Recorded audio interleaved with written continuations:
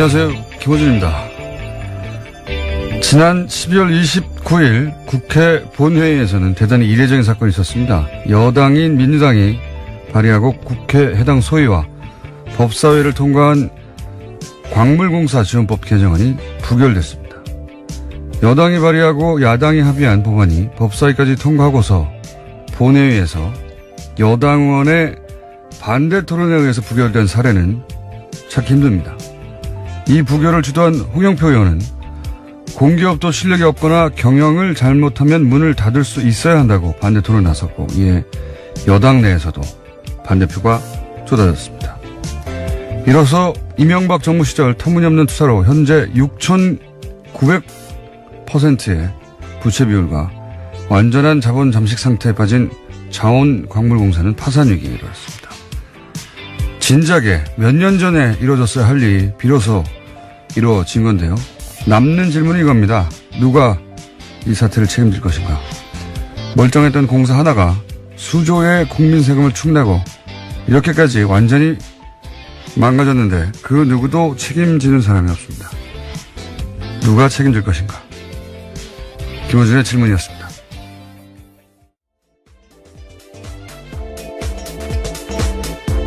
시사인의 김은지입니다. 네. 이거 제가 없었던 한 주간 벌어진 일이라 제가 좀 뒤늦게 챙깁니다. 예.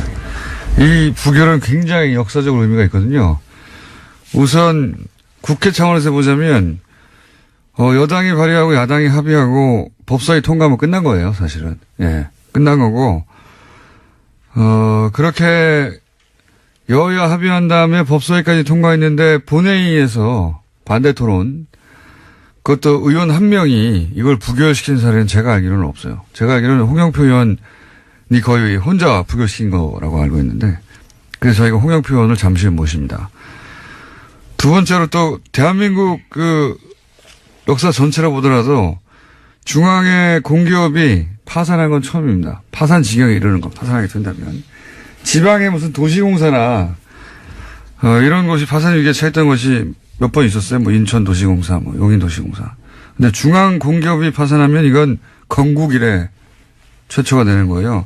중앙공기업은 망할 수가 없거든요. 자원외교 탓이라는 이야기가 파다하고 있죠. 파다 100%죠, 100%. 자원외교. 네, 이 코너에서도 한번 알려드린 바가 있는데요. 네. 중앙공기업은 망할 수가 없어요. 왜냐면은 정부가 보증을 서거든요. 예. 대한민국이 망하지 않는 한 중앙공기업은 망하지 않는 겁니다.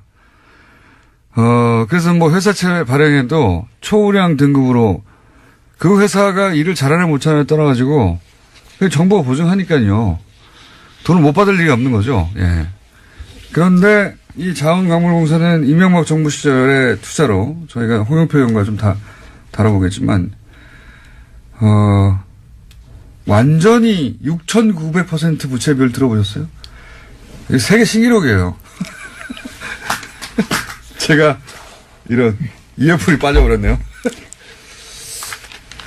너무 놀라신 것 같은데요. 6,900%가 세계 신기록이라고 제가 자신하는 이유는 뭐냐면 6,900% 부채 비율로 살아남을 수 있는 사기업이 없거든요. 예, 그 전에 진작에 망하거든요. 그러니까 저는 세계 신기록이라고 봅니다. 그동안 계속 세금으로 막아주고 있었던 거죠. 예. 공기업이니까 망하게 할 수 없으니까 정부가 계속 돈을 대주었던 거예요. 그 돈으로 몇 조 까먹고 계속 또 달라고. 지금까지도 충분히 많이 했습니다. 또 달라고 한 거거든요, 이번에 1조를. 그거를 홍영표 의원이 막은 겁니다. 예. 이게 제대로 그 의미가, 조명이 안 되고 있어서 제가 오늘 직접 모시고 큰일 하셨다고, 예. 말씀도 드리고, 왜 그렇게 반대 토론을 했는지 직접 들어볼 생각입니다. 예. 이명박 정부 시절에 투자한 자원이 이것 때문이에요. 예. 거기 예를 들어서 뭐 본래와 안바톱이 이런 대표적인 사업 두 가지만 들여다봐도 야 이게 사기다 이거는. 예. 투자 실패가 아니다. 그런 생각이 듭니다. 자, 첫 번째 뉴스는 뭡니까? 네, 어제도 잠깐 전해드린 바가 있는데요. 검찰이 박근혜 전 대통령의 국정원에서 상납받은 특수활동비가 36억 5천만 원이라고 밝혔습니다. 지금까지 수사를 바탕으로 검찰은 어제 박근혜 전 대통령을 추가 기소했는데요. 뇌물 혐의와 국고 손실 혐의가 더해져서 박근혜 전 대통령은 모두 20가지 혐의로 재판을 받게 됐습니다. 검찰은 박 전 대통령이 국정원의 특수활동비를 받아서 의상비 비용이나 기치료 주사 비용, 그리고 이른바 대포폰 요금까지도요, 내는 데 썼다라고 밝혔습니다. 또 하나 생각이 나는데 갑자기 이 자원광물공사뿐만 아니라 자원외교 돌아가셨군요. 자원외교가 4대 강보다 훨씬 더 심각해요. 사실은 4대 강은 끝났잖아요. 끝났고 거기 추가 비용이 이제 앞으로 이제 다시 복원하면서 발생하겠지만 자원외교는 지금 계속 들어가고 있는 거군요. 앞으로도 손실이 계속 발생해요. 그런데 20조 정도 제가 알기로는 손실이 발생했는데 아무도 제가 알기로는 3개월 감봉 정도가 전체 자원외교에서 징계받은 유일한 사례로 알고 있어요.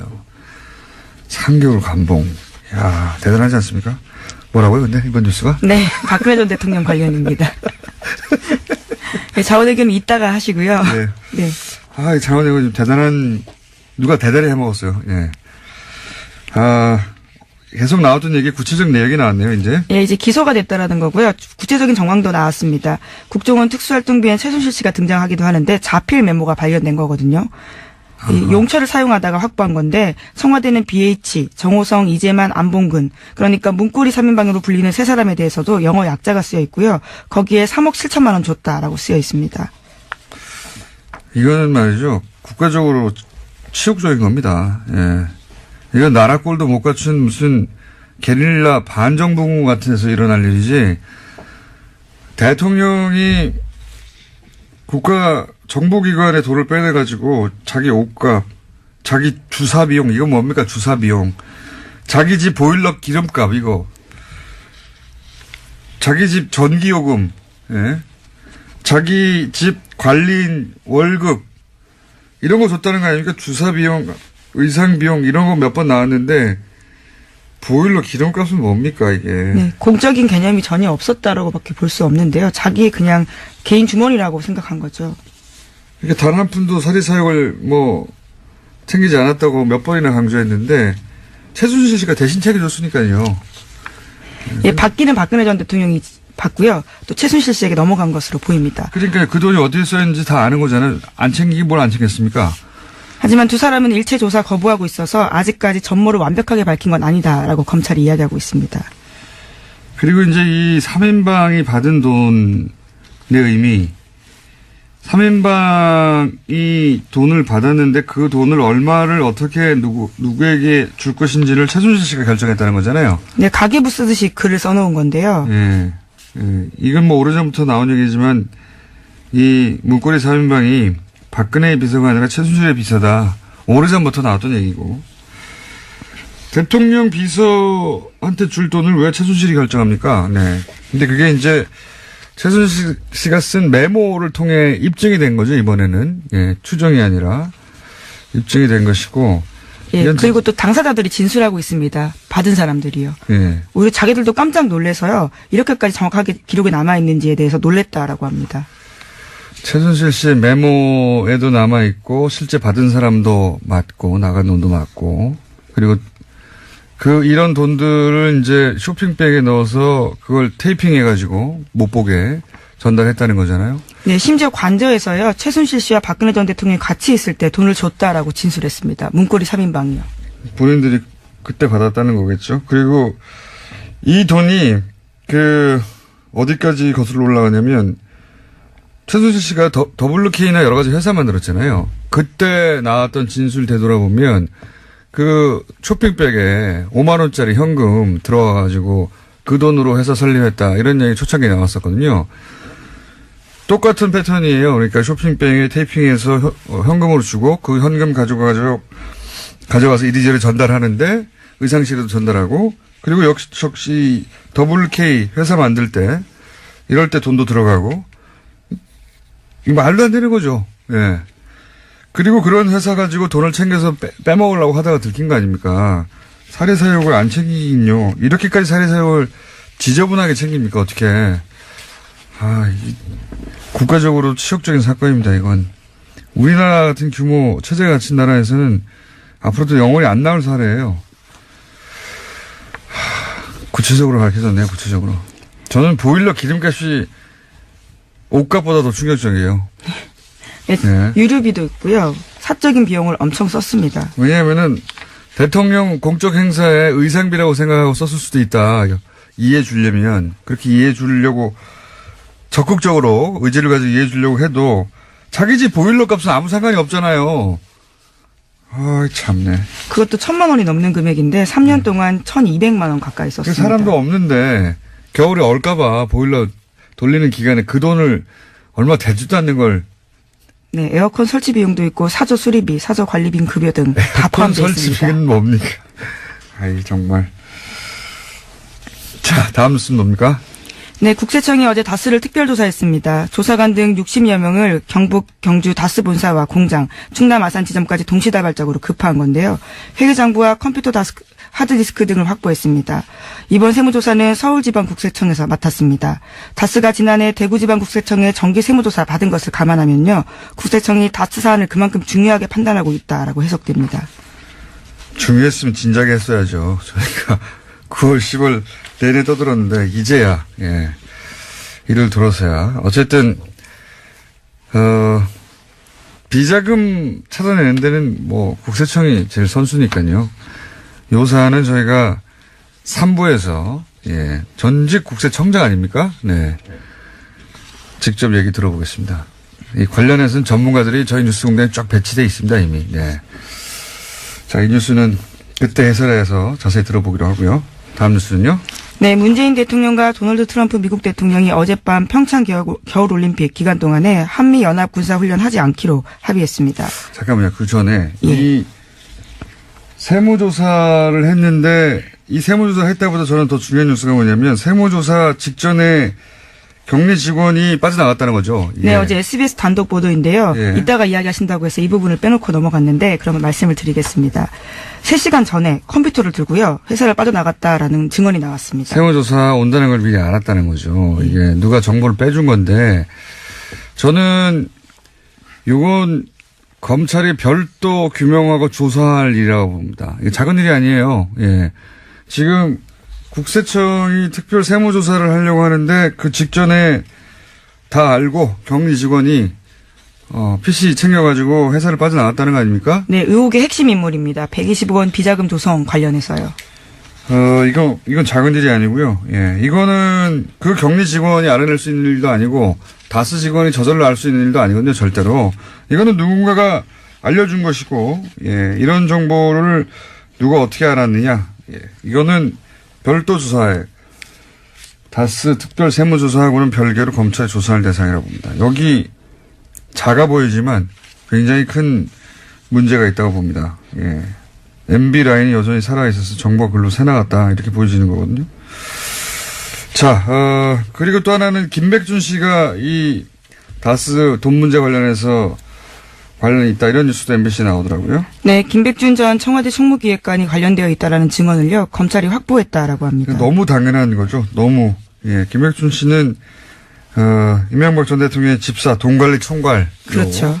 하루 이틀이 아니라 한 20여 년 이상 했던 분이고 당연한 것인데 이제 당연한 것들이 이제 보도되기 시작했습니다. 네, 최동영 전 다스 격리팀장 인터뷰 내용인데 영어로 써서 공문 양식에다가 그거를 김백준 씨한테 사전 허가 받았다라고 합니다. 140억 돌려받을 때 업무의 총괄을 이제 김재수 LA 총영사나 청와대 내 민정수석실의 모 행정관 이런 분들이 서류를 작성하거나 실무를 했지 않습니까?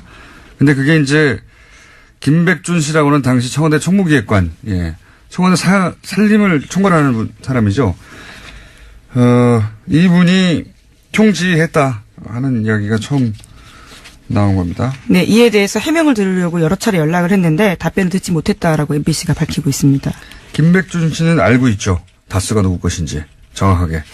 알 수밖에 없는 분입니다. 이제는 많은 분들이 알 것 같긴 한데요. 네. 하지만 아직은 말을 못 하잖아요. 네.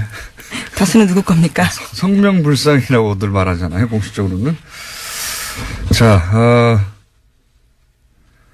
이 뉴스 때문에 문재인 대통령이 도널드 트럼프 대통령하고 통화한 게 밀렸네요. 예. 네. 무슨 통화했답니까? 네. 평창 올림픽 기간 동안에 연합 군사훈련 하지 않겠다라는 건데요. 이와 관련해서 평창 올림픽이 안전하고 성공적으로 개최되도록 최선을 다하기로 합의했다라고 합니다. 이번 통화는 트럼프 대통령의 제안으로 이뤄졌다고 합니다.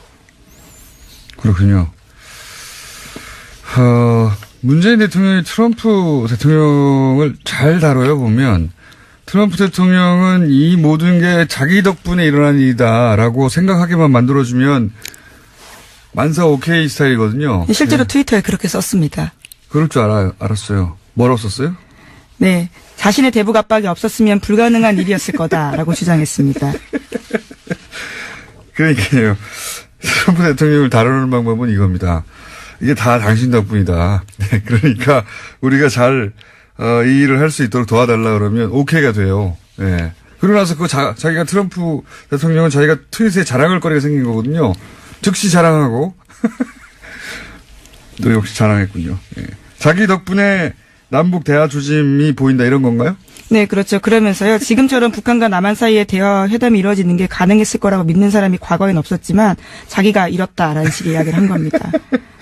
미국의 모든 힘을 쓸 의지를 보여줬다. 그렇기 때문에 이뤄졌다라는 거죠.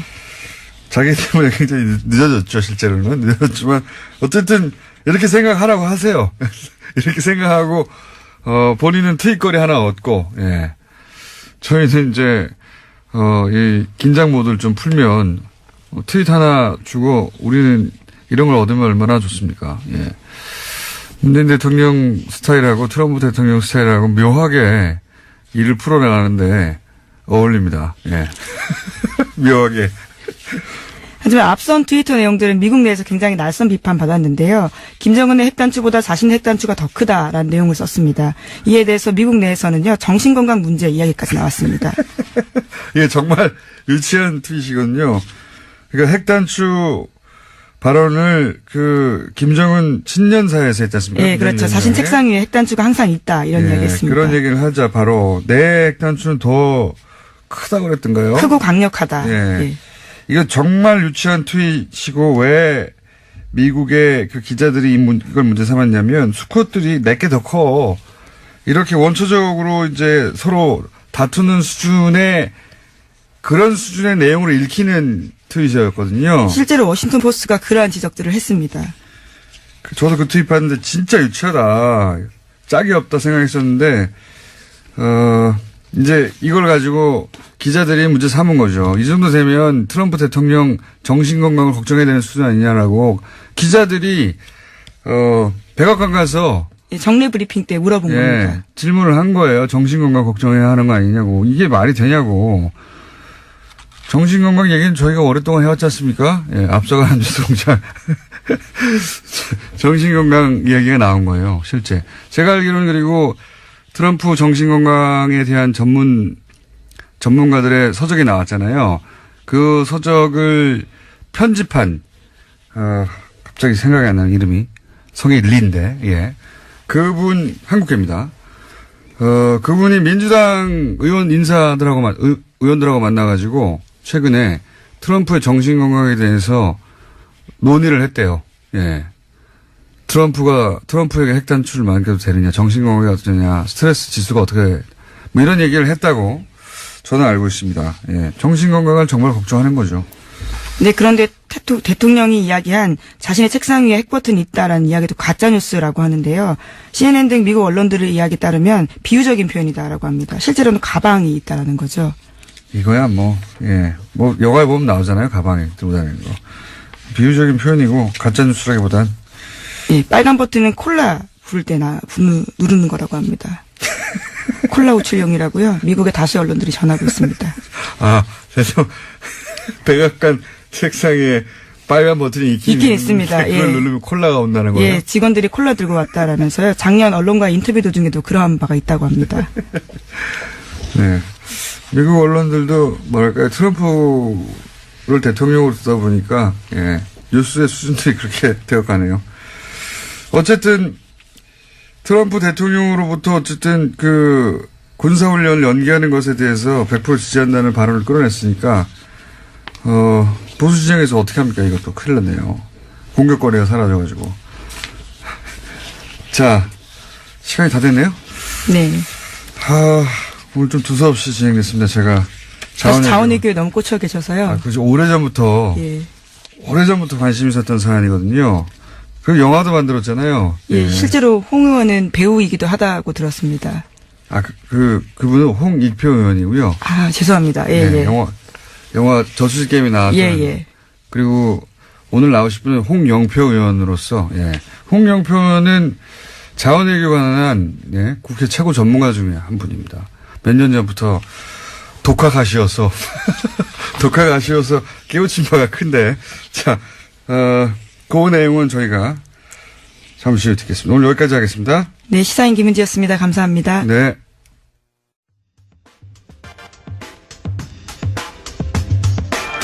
국민의 세금을 담보로 해서 아무리 잘못해도 아무리 부실한 기업이라도 살아날 수 있다는 것은 저는 있을 수 없다고 봅니다. 예고해드린 대로 광물자원공사 국가공기업으로 첫 파산 사례가 될 수 있는 이 한국광물자원공사 지원에 관한 법안을 국회 본회의에서 부결시킨 분입니다. 더불어민주당 홍영표 의원 나오셨습니다. 안녕하십니까? 네, 안녕하십니까. 홍영표입니다. 오랜만에 뵙겠습니다. 네. 아니, 어떻게 이렇게 부결을 시켜버리셨습니까? 제가 알기로는, 전조도 없이, 본회의에서 다 여야가 합의해서 법사위까지 통과해서 올라온 법안을 혼자 반대 토론해가지고 부결시킨 사례가 있습니까? 사실 20대 국회에서 처음이고요. 네. 저도 그날 깜짝 놀랐습니다. 저는 사실, 이 법안이 올라온 것을 사전에 몰랐다가. 그러셨군요. 법안이 이제 25번째 법안이었는데. 네. 제가 한 10번째, 한 10분 전쯤에 알았습니다. 그러셨군요. 그래서 이게 어떻게 된 건가 이제 하다가 저는 부결될 것까지는 생각을 못 했고, 왜냐하면 본회의에 올라온 안건이 부결되는 건 거의 없습니다. 그래서 그렇죠. 예. 이거는 다 통과될 걸 전제하고 오는 건데. 기록이라도 좀 남겨야 되겠다. 어허. 이거는 안 된다 해서, 제가 반대 토론을 신청했는데, 동료 의원들이, 44명이 찬성하고 102명이 반대. 그러니까 기권이 51 이렇게 해서 의원님이 그때 반대 토론하지 않았으면 통과됐을 거예요. 그렇죠. 네. 당연히. 네네. 의원님 반대 토론을 듣고 사람들이 마음을 바꾼 겁니다. 현장에서. 그렇습니다. 네. 그래서 굉장히 저는 역사적 의미가 깊다고 생각하는 것이 그런 국회 차원에서도 그런 일이 거의 드물고 처음 있는 일이라고 하고 있는데 그렇게 해서 이제 국가공기업도 일을 잘못하고 손해를 끼치고 하면 망할 수 있다는 첫 번째 사례를 보여줄 수도 있게 된 거 아닙니까? 그렇습니다. 예. 네. 굉장히 의미 있는 일인데, 의원님을, 이름을 누군가 외쳐주지 않더라고요. 제가 그래서 모시고 이름을 외쳐드리려고 모셨는데, 자, 그러면 왜 그랬느냐, 왜? 의원님 한 4년 가까이 되셨죠? 혼자서 이걸 파신 지가. 네, 그렇습니다. 네. 처음에 왜 이걸 파시기 시작하셨습니까? 소위 자원 쪽을. 저는 이제 환경노동위원회만 계속 있다가 제가 산업위로 처음 옮겨가서 국정감사를 처음 했던 게 2014년입니다. 그때 이제 가스공사라든지 석유공사 여기에 적자가 너무 크고 여러 가지 문제가 있어서 그때 이제 시작을 했는데 아무튼 결론적으로는 이명박 정부 때 33조를 투자했고 그것이 이제 너무나 거대한 이 돈이 사실 말이 그렇지 33조가 적은 돈이 아니지 않습니까? 피부에 와닿지가 않아요. 근데 또 그래서 이게 조그만 기업 하나도 재무 상태 회계를 이렇게 들여다보려면 이게 회계 법인 하나가 동원돼서 해도 제대로 잘 모르는 건데 굉장히 어려웠습니다. 그래서 하다 보니까 이제 저희가 국정감사를 하고 그것이 토대가 돼서 국정조사됐습니다.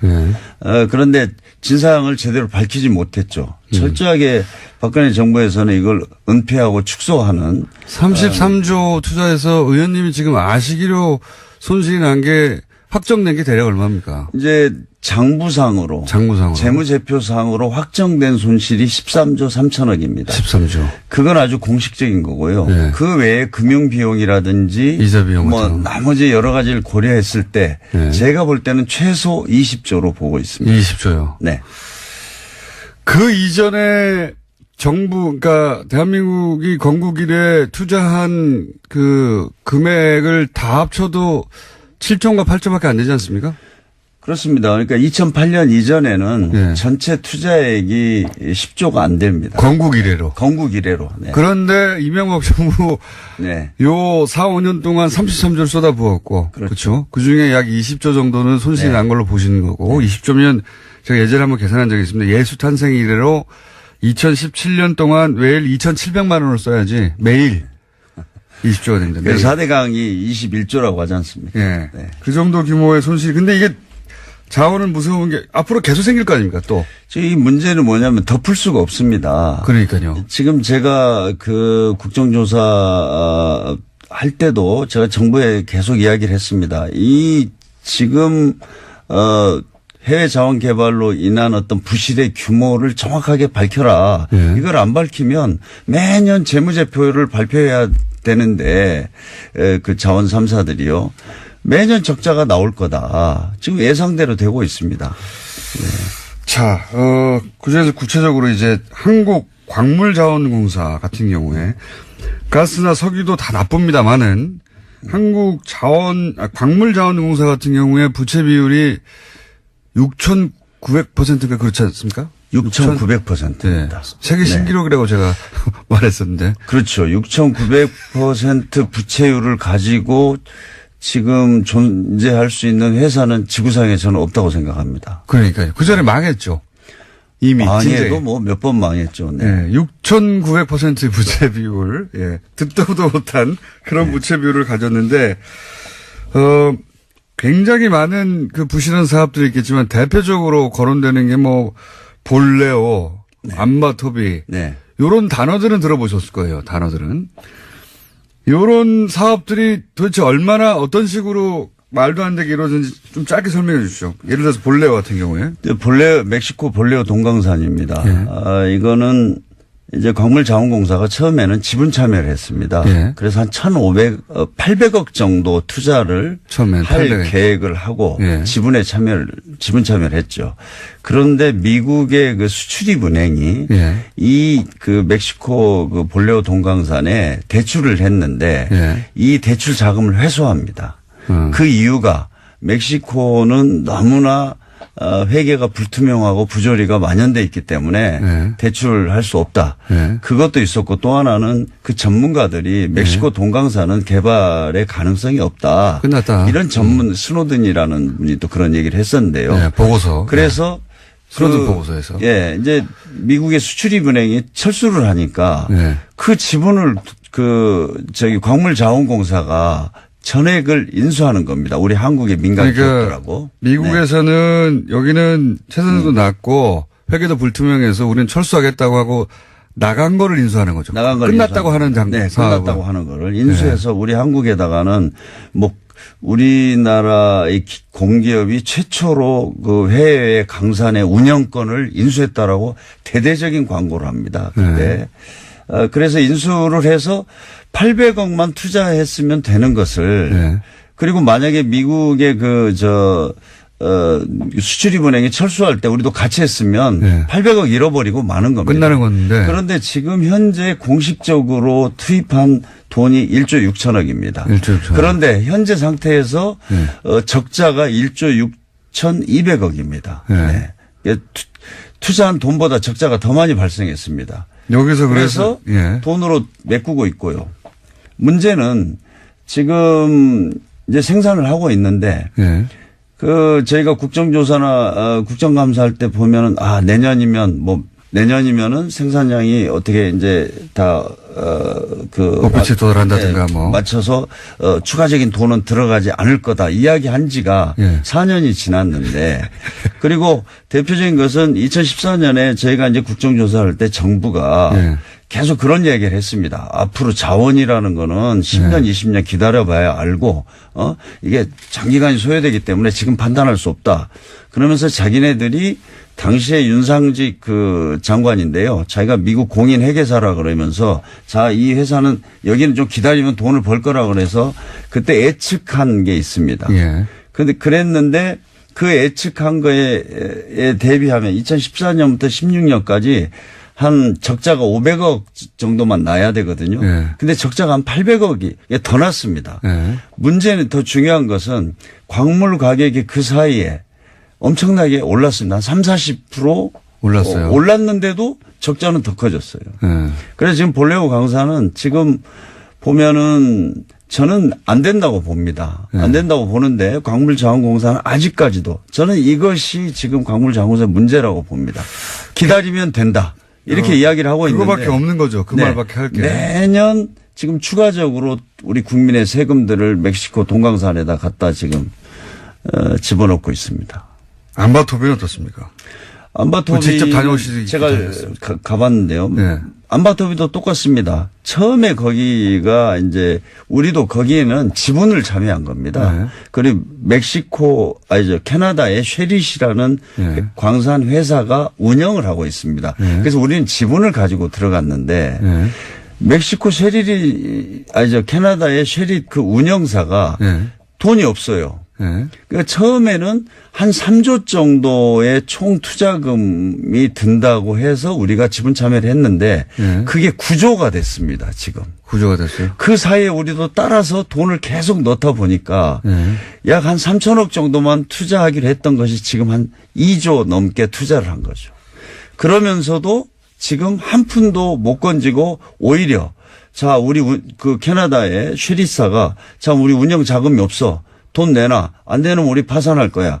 이러니까 지금 매년 거기다가 돈을 갖다 집어넣고 있는 겁니다. 이게 패턴이 보면은 비슷합니다. 그죠? 패턴이 비슷해요. 처음에는 지분 참여 형식으로 간다고 그러다가 결국은 그쪽의 부채를 우리가 다 떠안아 주고. 그렇습니다. 그러니까 볼레오는 운영권을 완전히 인수해서 하다가 그냥 폭삭 망한 거고. 그 떠안아 주고 그런데 이제 그쪽에서 배짱을 튕깁니다. 희한하게도. 그렇죠. 그쪽 회사에서 돈 더 안 넣으면 우리 망한다 계속 그 얘기하면 우리는 계속 돈을 넣어줘요. 그렇죠. 이런 패턴을 한 곳이 아니라 여러 곳을 계속 유지합니다. 그리고 그런 회사들은 대부분 희한하게도 캐나다에 근거를 둔 회사입니다. 그렇지 않습니까? 그렇습니다. 그 캐나다의 거기는 쉐릿이라는 회사죠. 마다가스카르 안바토비. 근데 아무튼 뭐 이 자금 집행 과정 이런 것들이 정말 불투명한 게 그 자원 개발 전체적으로 너무나 많습니다. 석유공사 캐나다 얘기하니까 또 저희가 생각나는 것이 이번엔 석유공사 얘기인데 하베스트 같은 경우도 거기도 캐나다에 베이스를 둔 마이크를 좀 입 앞으로 대주십시오. 너무 볼적으로 대주셔가지고 캐나다 얘기가 나와서 제가 다시 한번 말씀드리는데 이제 다른 왜냐하면 석유공사도 마찬가지고 석유공사는 더 많이 잃었거든요.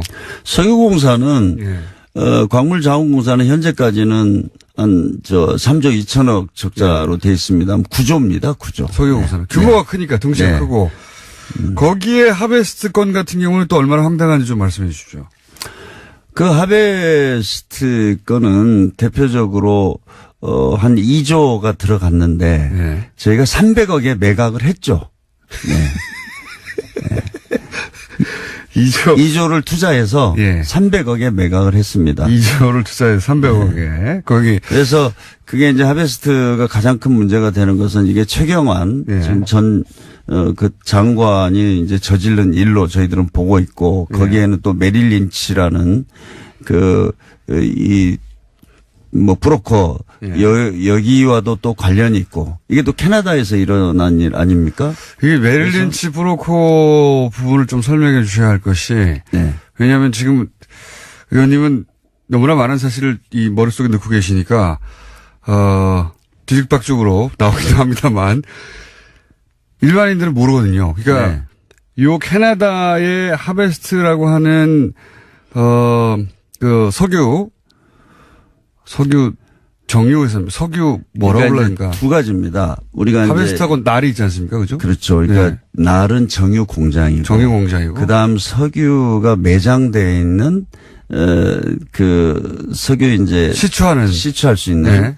그 이제 업스트림과 다운스트림 이렇게 이야기를 합니다. 네. 그런데 원래는 이제 석유 매장돼 있는 것을 그 광산을 산 거죠. 예. 네. 그것만 사기로 했습니다. 예. 그거를 사려고 이제 석유공사 한 2달 동안 협상을 했고 그 협상이 이루어져서 그 당시에 강영원 사장이라는 사람이 2009년 10월 14일 날 현지에 내립니다. 사인하러. 예. 내렸더니 거기서 갑자기 날이라는 정유 공장을 끼워 팔겠다고 해요. 그러니까 우리가 산다고 말하지도 않았고 관심도 없었고. 관심도 없었죠. 전혀 한번 현장에 가보지도 않은 거를. 실사도 해본 네. 적도 없는 날이라고 하는 정유회사까지. 네. 그래서 이거는 뭐 국정감사나 국정조사 과정에서 그 직접 증언이 있었으니까요. 그래서 그 사장이 내려서 그 얘기를 들으니까 기가 막히지 않습니까? 네. 나는 더구나 1조짜리. 네. 그 석유 매장돼 있는 그 광산을 산다 그랬는데 그건 아니고 갑자기 고물딱지 그 날이라는 정유 공장을 끼워 팔겠다고 하니까 M&A 팀한테 철수해 네. 하고 이분이 비행기를 타고 2월 16일 한국에 다시 도착합니다. 네. 필요 없다고. 네, 필요 없다고. 그래서 공항에 내리는데 3시간 전에 장관실에서 전화가 왔대요. 와가지고 공항에 내리자마자 장관실로 와라. 해서 이분이 토요일 날 오후에 최경환 장관실로 갑니다. 네. 가서 최경환 장관하고 면담을 하고 나와서 네. 현지의 M&A 팀한테 다시 전화를 합니다. 네. 전화를 해서 날까지 사라. 이렇게 해서 10월 21일 날 그 날이 당시에는 1조 4천억이었습니다. 네. 그 뒤로 추가적인 들어간 돈이 있어서 총 투자액은 2조가 되는데 그걸 사게 되죠. 네. 그것을 이제 나중에는 300억에 매각한 겁니다. 그래서 2조에서 300억이면 2억짜리 아파트가 300만 원이 된 거예요. 300만 원인가요? 300만 원이니까. 300만 원도 아니고 30만 원입니까? 뭐 어쨌든. 네. 2만 원짜리가 300원이 된 것이고. 예. 그래서 이제 그게 최경환 장관의 책임이다 이랬었는데 그분이 이제 나중에 감사원 감사 검찰 수사에서는 그 증언을 부인하고 번복하고 그러면서 다 무죄로 되고 최경환 그때 당시에 그 지시를 했다고 하는 장관도 전혀 문제가 안 됐죠. 그러면서 하베스트 사건은 지금도 저는 뭐 계속 이거를 저희가 파헤쳐야 된다고 봅니다. 당시에 메릴 린치의 자회사는 그 거래로 인해서 부당한 주식 이익이 발생했거든요. 메릴 린치는 이제 바로 이 거래를 하라고 주선하고 가격을 책정해 줬던 중간에서 우리 정부에다가 당시 이제 메릴 린치에서 이 거래를 이 가격에 하라고 보고서를 쓰고 주선했던 것이죠. 그런데 여기에 이제 한국 지사에 바로 이제 이명박 대통령의 집사라고 하는 김백준 씨의 아들이 이제 서울 지사에 있었죠. 네. 그래서 이제 김백준 씨 MB하고 연결고리 거기서 또 나오고 그렇습니다. 그런 부분들을 좀 밝혀야 되는데 이게 뭐 지금 저희가 참 답답한 게 감사원 감사도 공식적으로 몇 번 했습니다. 검찰 수사됐습니다. 그런데 그 과정이 저는 전부 다 면죄부를 주는 조사나 수사였다고 생각합니다. 그래서 전부 다 무죄로 됐습니다. 그러니까 뭐 이제 지금 이제 이런 자료들을 다시 들춰서 봐야 된다고 봅니다. 그래서 이 지금 해외 자원개발 과정에서의 어떤 불투명한 그 자금의 집행이라든가 송금 이게 너무나 많습니다. 그래서 뭐 이라크 쿠르드 지역에다가도 우리가 할 때 보면은 자금을 이름도 없는 어디 은행에다가 송금하고 이게 쿠르드 정부로 갔는지 안 갔는지도 모르고 이런 것들이 너무나 많습니다. 그건 좀 더 자세히 얘기하자면 인수위 시절에 그죠? 그렇죠. 대통령이 취임하기 전에 인수위 시절부터 이미 시작된 거 아닙니까 이게? 그렇죠. 인수위 시절 때 쿠르드의 장관 하나 불러다가 해서 어마어마한 돈을 투자하죠. 그래서 그 돈이 이제 쿠르드 정부로 이제 자치정부로 보내는데 예. 그래서 그걸 어디로 그걸 송금을 했냐 했더니 뭐 이름도 없는 조그만 어떤 은행으로 보내서 예. 제3국이죠. 예. 그 돈이 들어갔는지 안 갔는지 모른다고 또 문제 제기를 했더니 그 당시에는 뭐 쿠르드 자치정부에서 또 뭐 항의를 하고 뭐 그런 일이 있었습니다만은 네. 이상한 은행으로 들어갔고 그게 결국은 어떻게 됐는지 우리는 알 수가 없고 네. 그리고 나서 거기서도 무슨 브로커가 등장하지 않습니까? 그렇습니다. 예. 브로커가 있었죠. 예. 브로커가 있어서 제가 또 하나 추적하다가 또 못했던 것은 예. 거기에서 이제 그 돈을 받습니다. 쿠르드 자치정부 내에다가 병원을 짓는 예. 이제 병원 수주를 받아요. 한국의 회사가. 예. 회사 그러니까 한 400억 정도 됩니다. 지금 기억으로는 400억 정도가 되는데 제가 제보를 받았던 것은 그 돈 그러면 공사 대금이 나가야 되잖아요. 예. 이 돈이 안 나가는 거예요. 그래서 그 문제도 제가 제기를 했는데 그냥 요 말씀은 덮어졌죠. 제가 좀 설명을 더 추가로 드리자면 그때 브로커가 있었고 네. 예. 그때 브로커가 쿠르드로부터 무슨 병원 짓는 계약을 수주하죠. 그렇죠. 예. 몇백억대.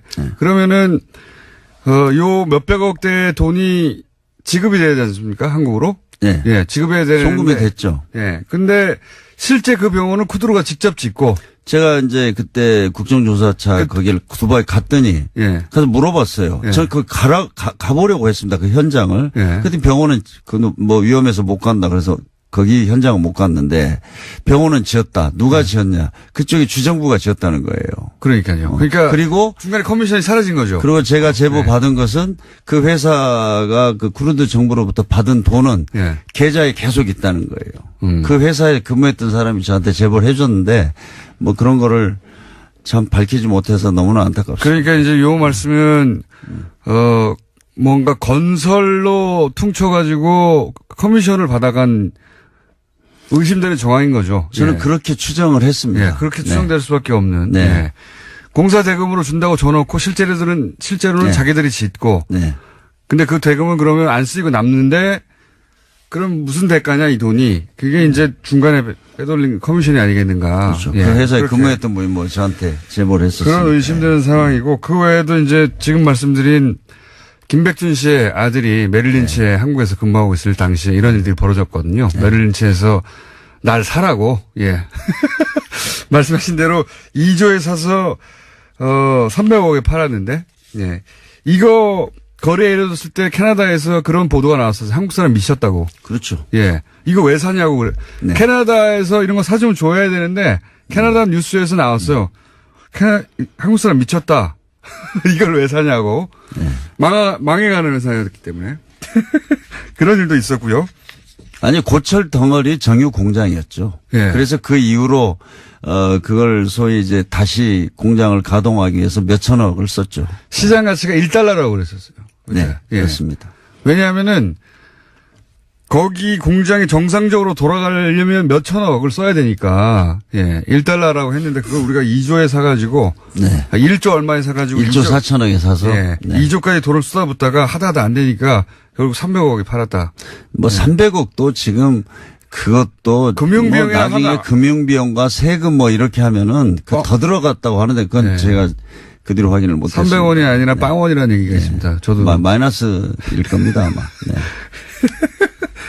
그래서 생각하는 게 이런 거 아닙니까? 이거가 어떻게 국가 단위에서 이런 지속적으로 이렇게 투자 실패할 수 있는가. 이거는 사기를 당한 것 같은데 사기를 우리가 한 번 당할 수는 있지만 이 모든 자원 관련 공사들이 지속적으로 어떻게 계속 당하느냐. 이건 중간에 누군가가 같이 당한 게 아니라 공모한 거 아니냐. 이런 의혹이 계속 제기되지 않습니까? 근데 그런 걸 수사해야 되는데 그동안 못했죠.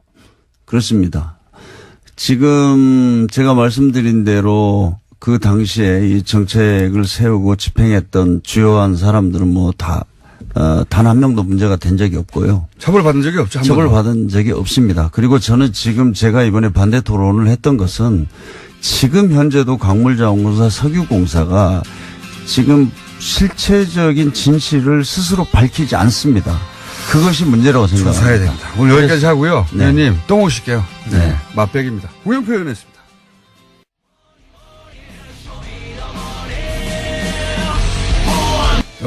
코멘트 해주셔야 될 사건들이 많이 축적됐습니다. 네. 예. 방금 전 2부에 홍영표 의원이 자원공사 얘기, 예. 자원 외교 이야기 밖에서 들으셨지 않습니까? 네네. 네. 그리고 청장님도 이 자원 외교에 대해서 관심이 있으시잖아요. 예. 네. 패턴이 있지 않습니까? 패턴이? 그렇죠. 네. 이분들의 패턴은 예산이나 공기업을 이용하고요. 네. 또 국민기업이라고 불리는 쉽게 말하면 주인 없는 기업들을 네. 통해서 해외 자원을 투자를 하게 하고 네. 그 자본 투자된 돈들은 해외에 있는 기업, 외국 기업들하고 보통 합작 형태나 그렇죠. 그냥 중간에 지분 투자 형식으로 들어갔다가 네. 결국은 그거를 사고 그 돈 들어간 돈이 계속 들어갈 수밖에 없게 그쪽에서 배짱을 부리게 만드는 거죠. 그렇죠. 그 회사들이 우리가 합작으로 들어가가지고 우리도 파트너인데 예. 그쪽에서 돈이 없다고 그래요. 계속 그러죠. 돈이 없다 그러면 우리가 그 돈을 계속 대줍니다. 그렇습니다. 그런데 이게 이제 해외에서 벌어진 일이다 보니까 우리나라에서 실사가 안 돼요. 그렇습니다. 조사건이 미치질 못하죠. 실사가 안 되고 이게 공기업이다 보니까 망할 수가 없지 않습니까? 그렇습니다. 망하려고 하면 세금을 계속 대줘야 되거든요. 거대한 빨대를 팍 꽂아놓고 세금으로 계속 뽑아가고 있는 게 지금 몇 년째 이루어지고 있는 거죠. 네. 그렇습니다. 그게 또 해외로 나가가지고 그 돈이 어떻게 쓰여졌는지도 구체적으로 지금 자료도 없어요. 제가 알기로는 그 장부가 없어요. 예. 예를 들어 볼레오 광산 같은 경우 돈이 어떻게 쓰였는지 그렇습니다. 그 장부가 국내에 없습니다. 예. 또는 뭐 마다가스카르 같은 경우에는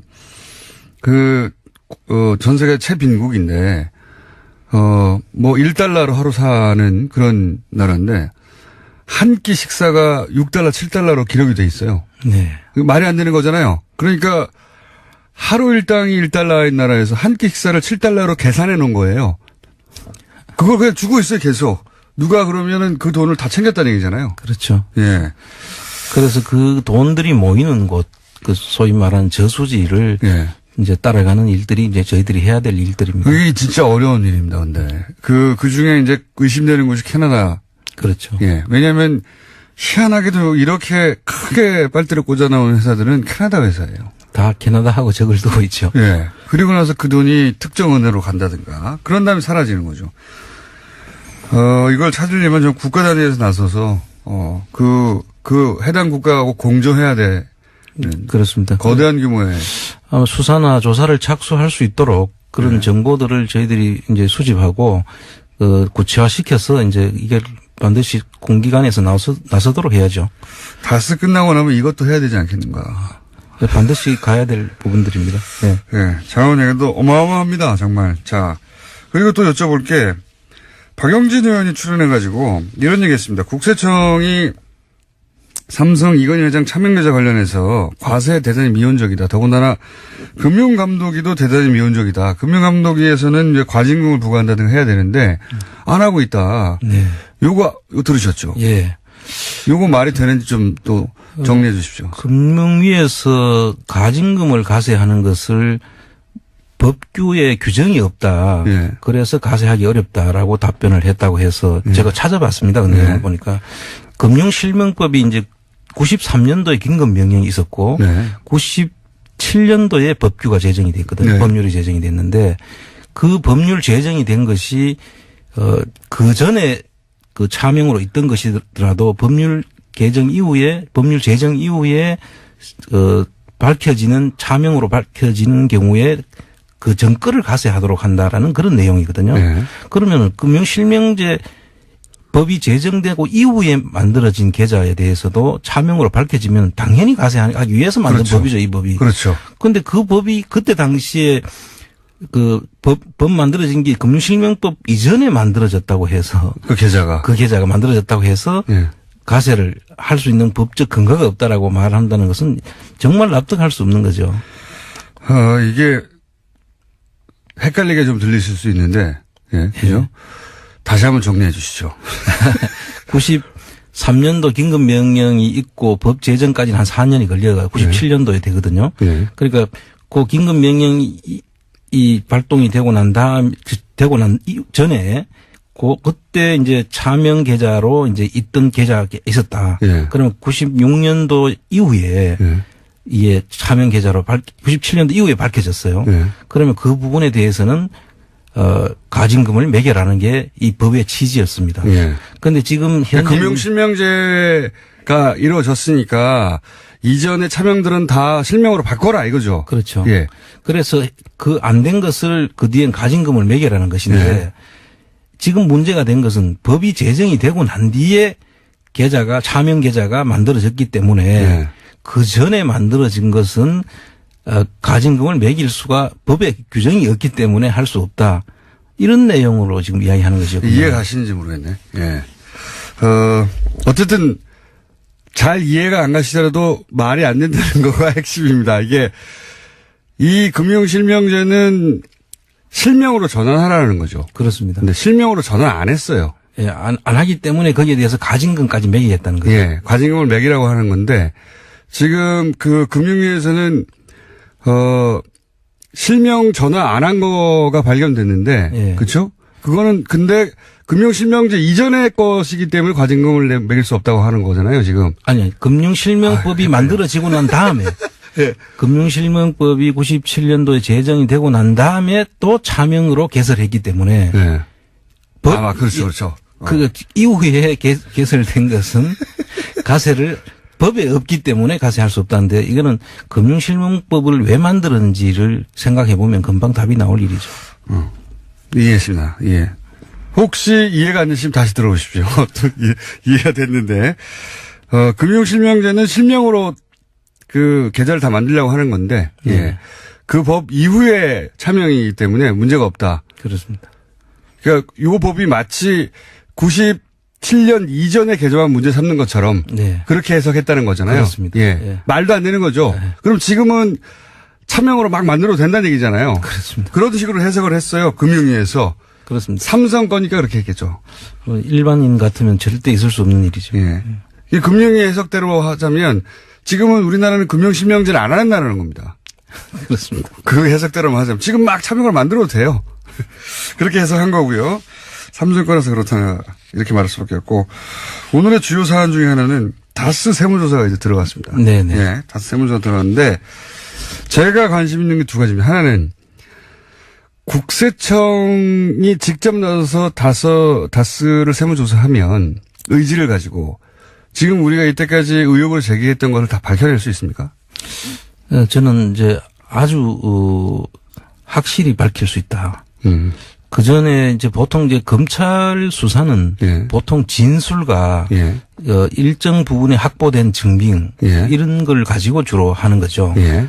그런데 이제 사람을 갖고 하는 거죠. 사람을 중심으로 해서 이제 네. 그 수사가 되는 것이고요.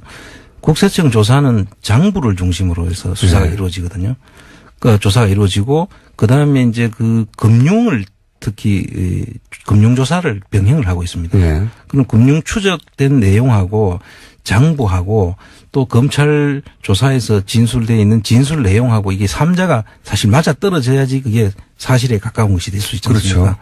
그래서 이 두 가지 증빙 서류들하고 또 그 장부에는 보통 일반적인 장부가 있고 B장이라 그래서 예. 몰래 만들어 놓는 장부가 있을 수 있습니다. 예. 그래서 사실 그거를 확보를 하면은 예. 너무 쉽게 끝나는 거고. 예, 조사가 끝나는 것이죠. 예. 그래서 이 어제 조사를 가서 장부를 예치를 이제 국세청은 압수수색이라는 용어를 쓰지 않고 그 영장을 발부받아야 되는 것이니까요. 그런데 국세청은 예치와 영치라고 이야기를 하는데 장부를 동의하에 받아오는 것입니다. 네. 그 기업으로부터. 그래서 그걸 가지고 확인을 하게 되면 상당히 실제에 가까운데 접근할 수 있다. 저는 그렇게 보고 있습니다. 근데 장부를 가짜로 만들고 그리고 가짜로 만들어낸 장부는 없애버리거나 이렇게 되면 좀 어려워지잖아요. 그렇지만 금융조사를 통해서 예. 확보할 수가 있죠. 그래서 금융 장부는 전부 다 금융 흐름을 뒷받침하고 있지 않습니까? 그렇죠. 그래서 은행 거래라든가. 예, 그 모든 장부하고 그 흐름이 같아야 되니까. 그리고 세금 계산서라든지 모든 게 이제 다 만들어. 어딘가에 구멍이 생기게 돼 있다는 예, 거죠. 그렇습니다. 가짜로 만들어내면. 모든 게 이 사변과 대변이 다 같이 맞아야 되거든요. 그런데 제가 오늘 뉴스 나온 걸 보면 핵심 격리가 3시간 전에 자기 PC하고 들고 사라졌다는 거 아닙니까? 그렇습니다. 이런 일은 국세청 내부에 누군가가 내부자가 이 정보를 유출했다는 거 아닙니까? 그렇게 볼 수밖에 없는 정황인데요. 네. 사실 이 특별세무조사에서 이제 현장에 이 특별세무조사를 착수하게 되면 네. 극비하는 거잖아요. 예, 극비합니다. 보통 정기세무조사 같으면 네. 미리 언제 나갑니다. 어떻게 장부들이 뭐가 필요합니다. 이렇게 안내를 하지만 네. 이 특별세무조사를 불시하는 경우에는 전혀 사전에 그게 특별한 알려주지 않습니다. 그게 특별세무조사거든요. 네, 당연히. 근데 3시간 전에 격리 직원이 나와가지고 자기가 쓰던 그 핵심 증언 아닙니까? 그렇겠죠. 비자금을 관리했다고 하시는데 120억을 자기가 개인적으로 횡령했다고. 예, 지금 주목을 받고 있는 그 여직원이 3시간 전에 와서 자기가 쓰던 컴퓨터를 가지고 3시간 전에 이제 조퇴를 하고 사라졌다는 것인데 이거는 사전에 누가 통보가 없으면 절대로 있을 수 없는 일이죠. 국세청에서 나갔다는 얘기죠. 사실 미리 준비를 했다면 이 조사 나오기 한참 전에 그 서류들을 없앨 수가 있었을 텐데 미리 조사 나가기 3시간 전에 나와서 그것만 가지고 사라지고 조퇴를 했다는 것은 특별조사 직전에 누가 알려줬다는 거죠. 누가 알려주지 않고는 도저히 할 수 없는 것이고 이 부분에 대해서는 수사를 의뢰를 해야 된다고 저는 생각합니다. 별도 수사를 해야 되겠죠. 예. 이런 경우는 제가 들어본 적이 없거든요. 국세청 근무하면서. 큰일입니다. 그죠? 예, 굉장히 큰일인 거죠. 아주 큰일이죠. 그래서 지금도 국세청에 아직 수사를 방해하려는 세력이 있거나 아니면은 그쪽하고 연결된 다른 사람이 또 있거나 그러지 않고는 있을 수 없는 내부에서는 이 특별 세무조사 같은 경우는 얼마나 은밀하게 합니까? 거의 옆 해당가에서도 당사자들 외에는 일체 사실 알 수가 없죠. 국세청 안에 같이 근무를 해도 어디를 나가는지를 알 수가 없어요. 그러니까 특별 세무조사겠죠. 그렇습니다. 그런데 이걸 알고 미리 대기하고 있다가 가져갔다는 것은 아주 심각한 문제라고 봐야죠. 적어도 이 특별 세무조사를 하는 팀 안에서 나왔거나 혹은 보고 라인에 있는 사람 누군가에서 나갔다는 얘기 아닙니까? 그 사실을 알고 있는 사람 선에서 알려주지 않으면 있을 수 없는 일이죠. 그러면 그 팀 말고 얼마나 많은 사람이 알 수 있습니까? 그 위에 보고 단계로 보자면? 지금 착수한 직원이 한 44명, 45명 정도 된다는 이야기고요. 그 라인상이 있지 않습니까? 그 지휘 라인이 있어요. 지휘 라인이 어떻게 됩니까, 보통은? 이제 조사사국 끝은 사국장이 있고 그 위에 조사국장이 알 수 있을 거고요. 조사국의 일부 조사 기획을 하는 쪽에서도 알 수 있을 테고 그다음에 이제 본청장까지 이제 보통 그런 라인을 그렇게 따져봐야 몇 명 안 되는 거 아닙니까? 그렇습니다. 어쨌든 거기 외에는 알 수 없다는 거죠, 이게. 도저히 알면 안 되는 것이죠. 이거 수사해야 되겠네요. 반드시 수사를 해야 된다고 생각합니다. 검찰의 국세청 라인을 수사해봐야 되는 거 아닙니까, 이게? 그렇죠. 아주 말단 직원이 그걸 어떻게 합니까? 말단 직원. 경주에 있는 말단 직원이, 그것도. 그렇죠. 그것도 딱 3시간 전에 와서 그것만 들고 조퇴를 했다는 것은. 말도 안 되는 거죠, 사실. 이거 별도의 수사 상황이라고 보고. 그렇게 서로 격리 직원이 장물을 들고 잠적했다 하더라도 시간이 좀 더 걸릴 뿐 따져서 들어가면 찾아낼 수 있다는 말씀이죠. 결국은 찾아낼 수는 있는데 이 자료들이 있으면 시간 전략이 되는 거죠. 만약에 여기서는 그래서 다스는 예전부터 얘기가 나오길 장부를 제대로 작성 안 하고 수기로 했다. 이런 얘기 예전부터 있었거든요. 예, 그렇습니다. 그렇다 하더라도 잡아낼 수 있습니까? 수기로 하고 다 없앤 상황이라면 사실 힘들 텐데요. 이 전산이라는 게 거래 상대방이 있고 금융기관이 다 있지 않습니까? 돈은 어쨌든 은행을 통해 왔다 갔다 했겠죠. 그렇기 때문에 이 국세청이라는 데가 생각보다 사실 훌륭한 조직입니다. 그래서 아마 우리 직원들은 충분히 제가 볼 때는 다 찾아낼 수 있다. 의지를 가지고 찾아내면 그걸 다 없앴다더라도 결국은 찾아낼 수 있다. 그렇습니다. 시간이 걸릴 뿐이다. 그렇습니다. 근데 이제 시간이 걸리라고 한 거겠죠. 격리 직원이 사라졌다는 건 이거는 분명히 수사 대상인 것 같고요. 이거 근데 누가 고발해야 되는 겁니까? 이 경우에는 그러면? 국세청 자체에서 그 내용을 검토를 해서 이게 어떤 경위로 빠져나갔는지 누가 그렇게 알려줬는지를 색출해내야죠. 그러니까 자체적으로 할 수 없으면 검찰 고발해야 되는 거 아닌가? 자체적으로 하긴 하고 예. 국세청 내에서 확인이 안 될 수도 있죠. 예. 그럴 경우에는 검찰 수사 의뢰를 하는 것이 국세청이 이런 의혹에서 자기들이 그 면죄부를 받는 길이다. 국세청이 그렇게 검찰에 수사 의뢰를 한 적이 있습니까? 이런 사실을 전 들어본 적이 별로 없어요. 이런 특별 조사하는데 누가 갑자기 미리 들고 튀었다 이런 거 장본을. 그래서 국세청에서 지금 다스는 세간에 주목이 돼 있기 때문에 네. 어제 그런 사실들이 밝혀진 것이고요. 네. 통상은 이런 경우가 있을 수가 없죠, 보통. 심각한 일입니다. 그러니까 국세청이 스스로 그 자체 조사를 해서 밝혀내지 못하면 그 다음 단계는 뭘 어떻게 해야 되죠? 누군가 고발하거나 뭐 어떻게 해야 되는 거 아닙니까? 국세청에서 스스로 이 문제가 지금 제기돼 있기 때문에 네. 이게 사전에 이게 그 정보가 샜다. 네. 그러면은 그 정보 센 사람이 누군지를 자체 감찰 조직이 있습니다. 네. 자체 감찰해서 그 내용을 조사를 하고 거기서 못 밝혀내면은 수사를 의뢰를 해야 되겠죠. 수사를 의뢰 안 하면 어떡합니까 그때? 안 하면은 국세청을 의심할 수밖에 없죠. 그 다음에 할 수 있는 게 없나요? 일반 국민이? 일반 국민들 제보를 기다리고 그 사실을 확인하는 길밖에 없죠. 이거 답답하네. 일단 네. 국세청이 스스로 그 유출 경로를 찾아내길 바라고 안 되면은 그 다음도 생각해 보겠습니다. 예. 가만히 있을 수 없죠. 이건 굉장히 중요한 얘기거든요. 자, 그럼 본론으로 돌아볼까요, 이제? 다스. 플란 다스의 계획. 자, 플란 다스의 현재 정한 금액이 얼마입니까? 지금 저희들이 150억을 지금 다 지금 확보되어 있죠. 저희들 차입을 해서 지금 150억 꽉 찼습니까? 예, 꽉 찼습니다. 예. 이렇게까지 빨리 150억이 다 모일 줄이야. 만약에 걱정 안 해도 되겠다 싶은 부분이 뭐냐면 만약에 캠코가 금액을 산정가를 더 높였어 예전보다. 예. 그러면 추가 만약에 모금을 하면 금방 찰 것 같습니다 이제. 예, 그렇습니다. 지금도 계속 문의가. 참가할 수 있도록 해달라는 예. 문의가 많습니다. 지금. 너무 늦으셨어요.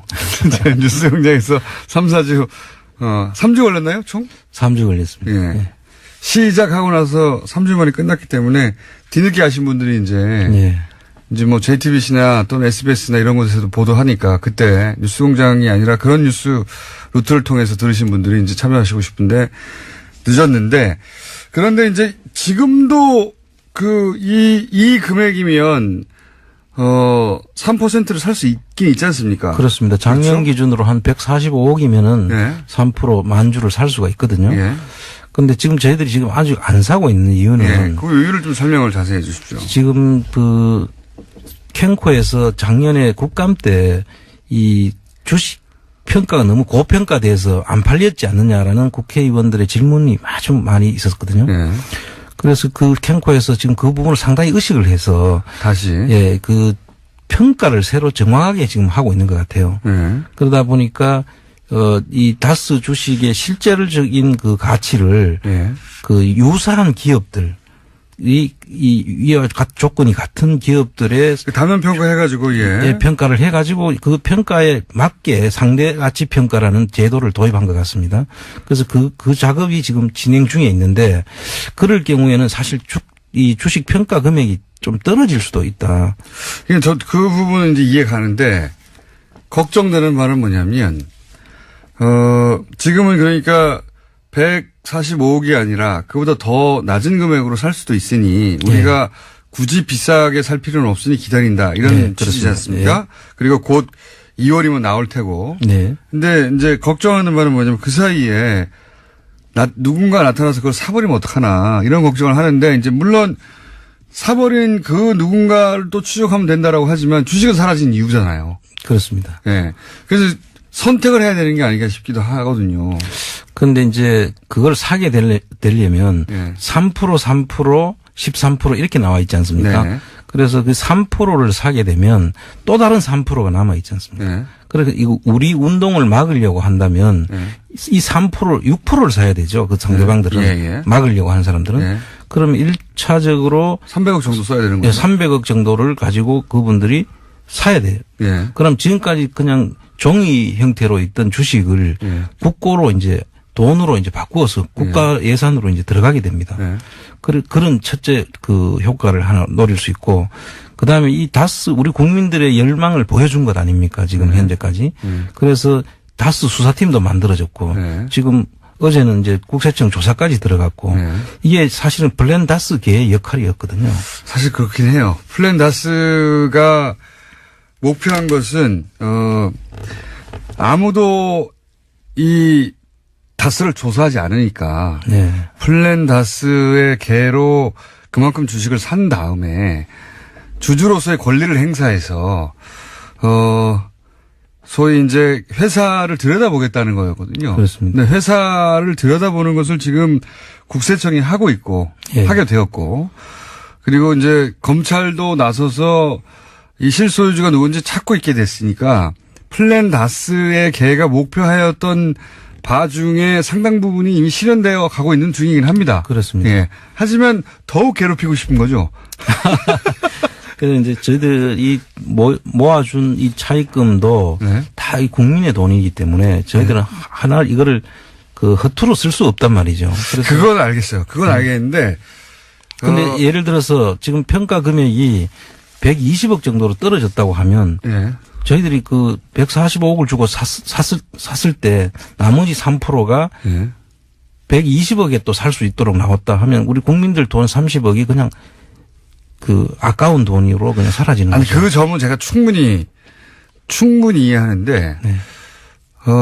여기에 참여한 분들은 예를 들어서 그러면 이제 개인으로 나누면 만약에 15만 원을 했는데 내가 한 2만 원 손해봤어. 이럴 수 있는 거 아닙니까? 예. 2만 원, 3만 원 손해봤어. 이럴 수 있는데 그 2만 원, 3만 원 손해봤어 또 감수하실 것 같거든요. 저는 그 3% 예를 들어서 아예 3% 사고 3% 추가로 삽시다. 6% 확보합시다.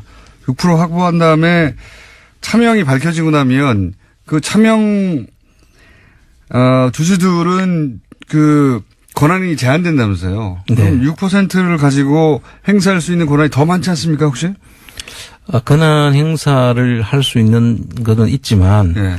이게 이제 그 사실은 이 소송을 과정을 거쳐야 됩니다. 그 사람들이 내 차명이에요 하고 이렇게 밝혀 나오지는 않지 않습니까? 검찰이 밝힐 거. 검찰과 국세청이 이제 밝혀지면 네. 좀 저희들이 조금 더 갈 수 있겠지만 이거 우리가 주식을 사가지고 실소유주를 밝히는 게 문제지 우리가 실제로 그 경영을 할 일은 아니십니까? 직접 경영하려고 한 건 아니죠. 아니니까. 네. 그래서 지금 저희들의 목적은 사실 실소유주 밝히는 데 있기 때문에 네.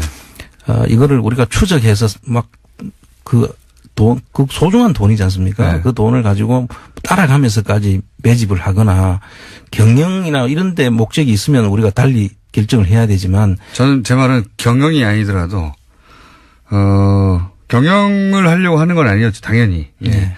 실소유주를 밝히려고 하는 것이죠. 예. 네. 그리고 만약에 차명이 밝혀지고 난다면 권한이 행사되니까 6% 가지고 이 회사의 실체를 정확하게 밝혀내는데 모든 권한을 행사할 수 있다. 네. 이런 취지 아니겠습니까? 지금 검찰하고 국세청이 되어가는 걸 보면 어쩌면 우리가 안 사도 될 수도 있습니다. 그 제대로 빨리 밝혀지면. 그러나 그렇게 생각하시면 안 될 것 같고요. 제가 보기에는 그러니까 이 금액을 넣은 분들은 이 금액을 다 회수하지 못하고 뭐 몇만 원 손해를 보더라도 그 감수하고 놓으신 분들이거든요. 그러니까 가격을 떨어지길 기다린다는 거는 돈을 아낀다고 생각해서 하시는 건데 그게 아니라 기회를 놓칠까 봐 안타까워하는 거거든요. 그런데 이제 그런 측면이 아니라 저희들이 이제 나중에 이거 주식을 환가를 해서 다시 또 돌려줘야 되는 돈이지 않습니까? 그 돈 자체가.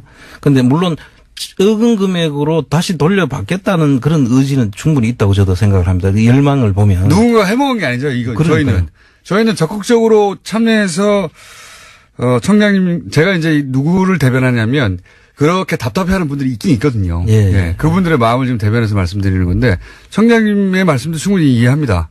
이해하는데 저는 이 국가기관도 믿어야 되겠지만 국가기관이 다른 데로 새지 못하도록 절대 다른 생각하거나 속도 조절 못하도록 플란다스계가 더 앞서 나가서 그 국가기관들을 압박할 수 있는 중요한 수단이 될 수 있을 것 같으니까 기다리지 말자 이런 생각을 하는 거죠.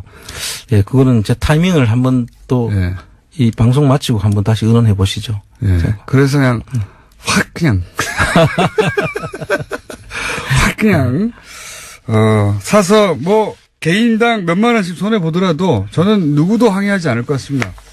그렇게 해서 그 주식을 가지고 계속 압박하고 예. 이게 얼마나 오랫동안 기다려온 겁니까? 그런데 저희들 이 진행을 하는 입장에서는 상당히 여러분들의 돈도 저희들이 소중하기 때문에 많은 지금 고민이 되고 돈을 있습니다. 아끼려고 하지 마시고 목적을 달성하는 데 집중해야 된다. 왜냐하면은 우리가 뭐 사모펀드라면 예, 내 돈 10만 원 중에 3만 원 날려서 이 나쁜 놈 이럴 텐데 그게 아니기 때문에 그렇게 생각 안 하셔도 될 것 같다라고 생각하시는 분들을 제가 지금 대변해서 말씀드린 겁니다. 자 오늘 여기까지 하는데 마지막으로 항상 말씀드리지만 요 돈은 그 주식을 위해서 쟁여놓은 돈이고 아무도 건들지 않고 있고요. 요 운동을 하시는 국민재산 되찾기 운동본부는 운영자금단으로 아주 돈은 150억이 쌓여있는데 허덕허덕하고 있기 때문에 다음에서 스토리 펀딩 중이니까 좀 참여를 해주시면 감사하겠습니다. 안원구 스토리 펀딩 치시면은 다음에 찾을 수가 있습니다. 네, 그렇습니다. 예. 돈이 없어요, 여기가. 150억을 잔뜩 안고 거지 상태에 있다. 이렇게 하겠습니다. 지금까지 안원구 전 대구지방국세청장이었습니다. 감사합니다. 네, 감사합니다. 불친절한. 오늘 발음 많이 새네요. 불친절한, 이것도 잘 안 되네. 불친절한. 안 친절한 애였어요. 예. 홍영표 의원 포탈 실검 1위, 예. 그만큼 사실은 자원외교에 관한 사람들이 의구심이 있었는데 자세히 말해주는 사람이 없었다는 얘기고 좀 듣다 보니까 너무 화가 나는 거죠. 예. 화가 난다는 분들 많습니다. 저희가 다스 이야기 몇 달간 했는데 자원외교 얘기도 이제 앞으로 계속해 나가겠습니다. 여기 정말 어마어마한 문제가 있거든요. 예. 홍영표 의원 관련한 문자 굉장히 많이 왔고요. 자, 안원구 청장님 요즘 천둥 번개가 필요 없네요. 예. 방송에 너무 적응을 하셔가지고 목소리도 커지고, 예. 예. 안원구 청장님 요새 이제 방송도 여러 군데 나오시고 다른 방송에 나와서 너무 방송을 잘하세요. 예. 방송인 다 되셨어요. 그리고 이제 이런 문자도 많이 오고 있습니다. 예. 내 돈을 다 날려도 좋으니, 빨리 밀고 나갑시다. 이런 문자도 많이 오고요. 물론 뭐, 안원구 청장님의 조심스러운 태도 감사합니다. 이런 문자도 물론 있습니다. 예. 잘 의논해서 결정하겠다고. 안원구 청장님은 이제 여러분들이 소중하게 모아준 뜻이니까, 개인 돈이 아니니까, 예, 조심하시는 거죠. 예. 잘 의논해서 결정하겠다고 나가셨고요. 의외로 지금 당장 사자는 문자가 굉장히 많이 오네요. 예. 굉장히 많이 옵니다. 그리고 뉴스공장, 다스 관련해서는 뉴스공장에서 돌려놓은 물건들이 많아요. 몇 달 전에. 몇 달 동안 내내 돌려놓은 물건들이 많으니까 제품들 가져가서 예. JTBC처럼 잘 포장해서 빵빵 터뜨려 주십시오. 예. 저희는 이제 도매상이라고 생각하고 제품이 완전 포장 안 된 상태로 예. 날것의 상태로 준비되어 있으니 잘 뽑아서 생산해가지고 백화점에 진열해 주시면 좋겠습니다. 여기까지 하겠습니다.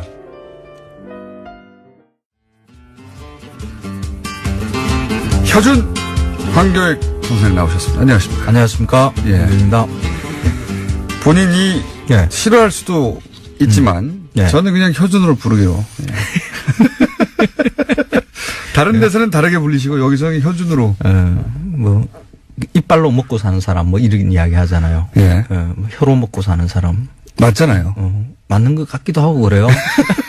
그리고 한 번 들으면 딱 꽂힙니다. 그래요? 예. 예. 그런 얘기 주변에서 안 합니까? 효준 괜찮다고. 허준 선생님한테 조금 이렇게 허준 선생님은 몰라요.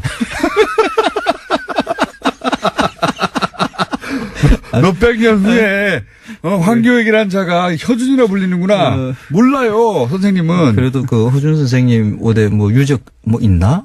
아, 산수도 있나? 없는 것 같으네. 그런 것 같네요. 아, 그러네요. 가서 이렇게 이렇게 이 말씀도 되겠습니까 하고 인사라도 여쭙고. 그러면 허씨 문중에 가셔가지고 문중에 가셨어. 죄송합니다 앞으로. 근데 허지 혀가 아니지 않습니까? 일종의 성폭행이잖아요. 아, 성을 가지고. 성을 가지고 하는 희롱. 희성을 지금 만드세요. 혀씨를. 자, 효준. 예. 황교익 선생님, 오늘은 뭡니까? 돼지국밥 이야기 하려고 그래요. 돼지국밥? 예, 부산 돼지국밥 말씀하시죠. 예, 그렇습니다. 예. 그 부산 이러면 다 돼지국밥부터 떠올려요. 그래서. 부산이 별게 없어요. 음식이. 그 부산 사람 들으면 기분 나빠합니다. 저도 초등학교까지 부산에서 중학교에 올라왔는데. 네. 네. 부산은 특히 별게 없습니다. 네. 부산 돼지국밥 이야기를 하면서 항상 그 뒤에 붙는 말들이 이렇습니다.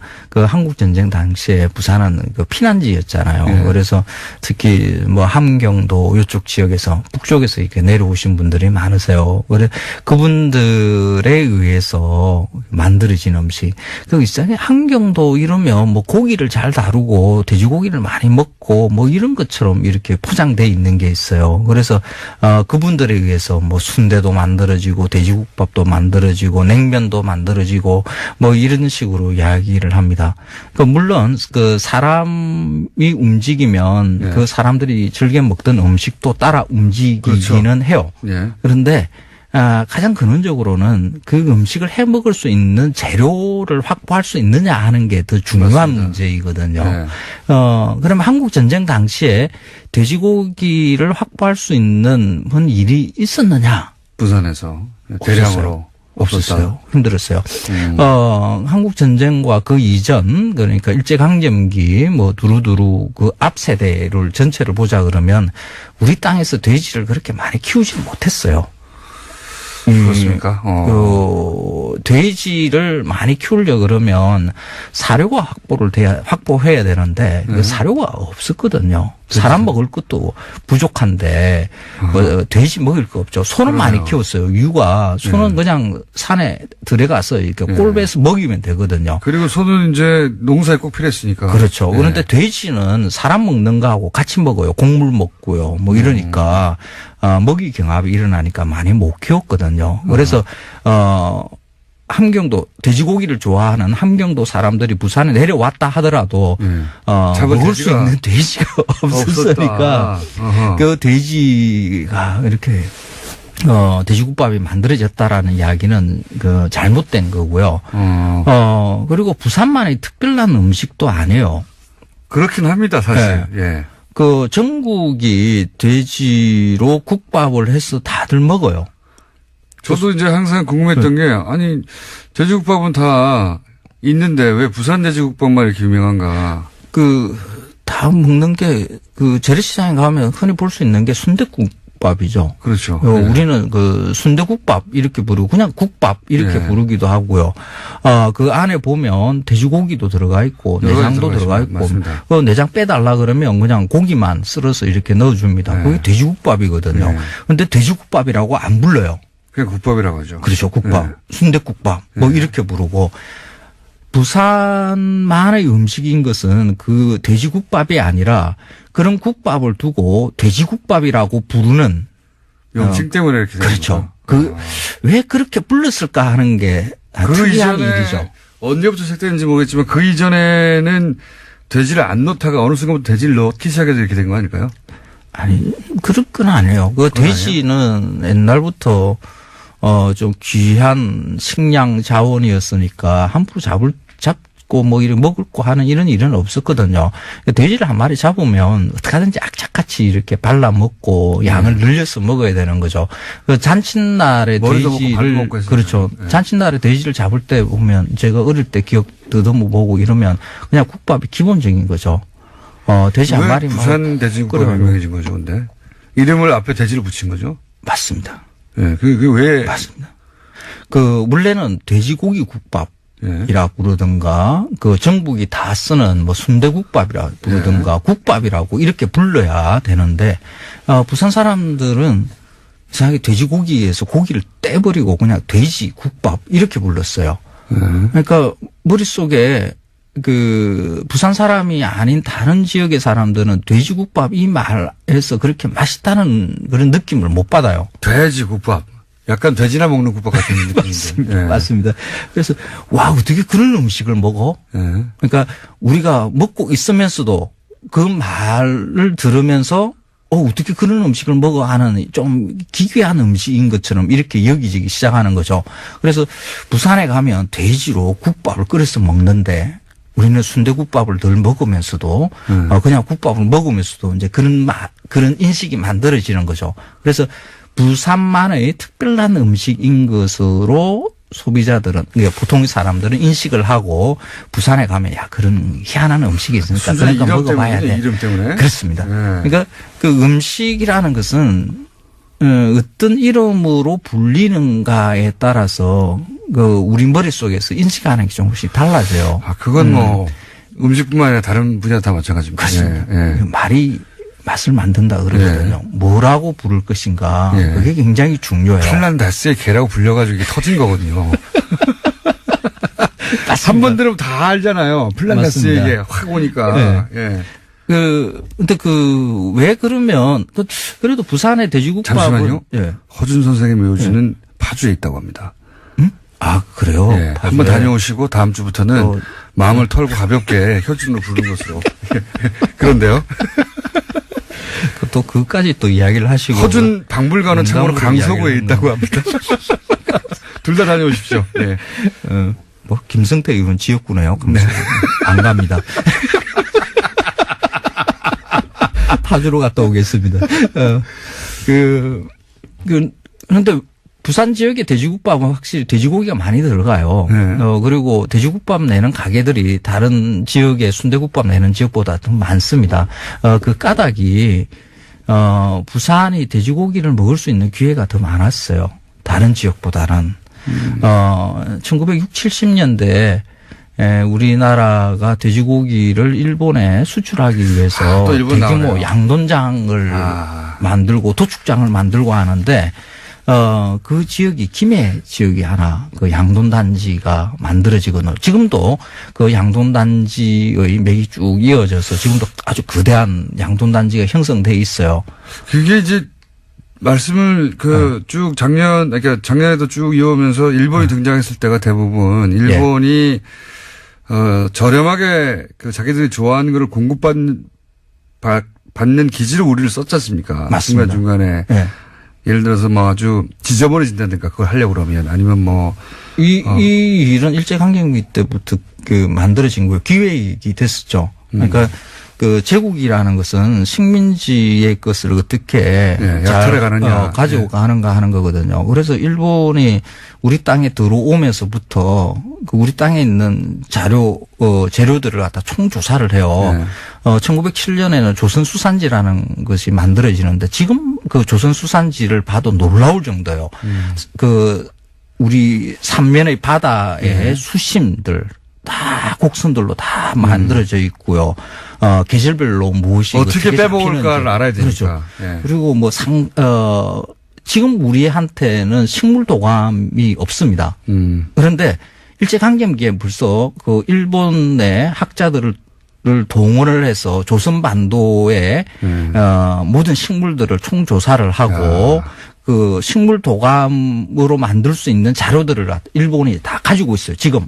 우리보다 더 자료를 더 잘 정리를 해가지고 가지고 있다라고 봐야 돼요. 그리고 우리 땅에서 주산지라고 할 수 있는 여러 가지의 그룹들이 있죠. 가평에는 잣나무가 있고, 보성에는 차나무가 있고, 뭐 어디죠? 남양주 일제에는 배밭이 있었고 하는 이런 것들 집단으로 작물들을 재배하는 것 이런 것들도 일본에 의해서 다 기획이 되는 거죠. 이 땅에는 이걸 심으면 좋겠다. 예. 그중에 돼지도 일본이 김해 쪽에서 그렇죠. 대량으로 근데 생산해서 이 일이 뽑아갔다. 예. 그 해방되고 난 다음에 완전히 끊어지는 것이 아니라 예. 그 계속 이어지고 있는 거죠. 대신 돈 주고 사간 거죠, 이번에. 그렇죠. 예. 그래서 1960년대 일본이 경제적으로 조금 이제 잘 살기 시작하면서 뭐 돼지고기를 넉넉하게 먹기 시작해요. 걔네들 돈가스 좋아하잖아요. 돈가스. 돈가스 때문에. 그렇죠. 이제 그런 돼지고기를 확보를 하려니까 국밥이 우리가 돈가스의 산물은 일본 돈가스의 그렇다고 봐야 되는 거죠. 파생 상품이네, 이게. 다른 지역에서는 그래도 뭐 돼지 머리나 뭐 내장으로 하는 순댓국 이 정도밖에 못 먹었는데 부산은 그래도 이제 그 떨어지는 고기들이 조금 더 많으니까 김해에서 가까운 곳에서 고기가 조금 싸니까 그렇군요. 그래서 고기를 넉넉하게 넣은 돼지국밥 해방이 아니라 이제 그 황해도에서 6.25 때 내려온 거하고는 상관이 없군요, 이게. 그렇죠. 예. 그 돼지고기 있으면 국 끓이 먹는 것은 전국 팔도에서 다 있는 그런 음식 습관이고요. 제주도에도 있지 않습니까? 부산에서 몽국도 유난히 있고요. 이게 이제 유명하게 된 것은 일본에서 기분이 나빠요. 유래를 듣다 보면. 예. 그런데 이제는 조금 기분 안 나빠지기 시작해요. 요즘에는 그 일본에 수출되던 것들이 이제는 우리가 경제력이 조금씩 나아지면서 굳이 뭐 수출할 거 있나? 이게 가격이 이제 우리 국내도 그 소비층이 웬만큼 형성돼 있거든요. 네. 그래서 국내 수요로 이렇게 많이 좀 시장이 그랬다는 게 기분이 하지요. 나쁘다는 거죠. 시장이 그랬다는 그 게. 돼지고기 같은 경우에는 조금 지금도 수출 많이 하는데 또 삼겹살은 또 수입 많이 하거든요. 끝났습니다. 수출 계속하는 이런 산업 구조를 만들어야 되는가. 서준 한교익 선생님이었습니다. 구제역 청정 다음 주에 지역을 위해서. 뵙겠습니다. 안녕.